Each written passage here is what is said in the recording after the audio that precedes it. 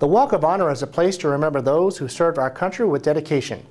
Recently unveiled was a new monument that pays tribute to a division of World War II veterans who fought in the Battle of the Bulge.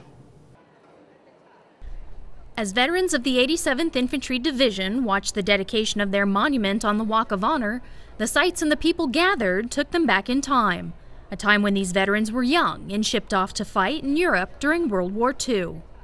One of the things that I did when I wrote the first draft of the wording was to make sure that it not only gave recognition to those better than 1,100 from our division who were killed in World War II, who gave their all, but also to recognize those who survived and served out their lives as upstanding citizens. This monument is a representation for all the soldiers who fought in the Golden Acorn Division and the experience they shared together. Because it was cold and miserable. We had very little food. The equipment was fine, but the clothing we had was totally inadequate for the weather. But even as they pushed past their pain, they couldn't fathom just how important their actions were as they marched across Europe in the pursuit of freedom, a fact that they would come to realize years later. This territory had 75 days of freedom.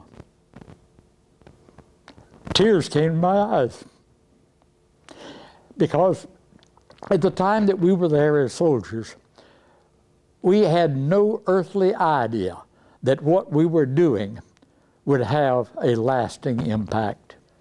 This monument is a testimonial to those whose bravery made a difference and sits only feet away from a place where so many young soldiers graduate and begin their service. First impression was they sure looked good in those fancy uniforms. And number two, I graduated from the infantry school here at Fort Benning in 1944, and we did not have any graduation. But times have changed, and that's a fact that didn't slip past these veterans as they admired the soldiers of today. When I saw these fellows spread out, I said, oh boy, you know, just they look so good. They look so good. And we were such rookies at the time.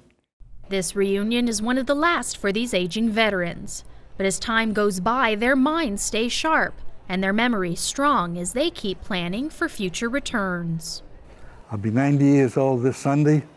I'll be leaving here with probably fond memories, but also sad memories, and hope I can come back again next year. But until then, this monument serves as a reminder to all who see it of the impact these men made. Melissa Bell, Fort Benning TV.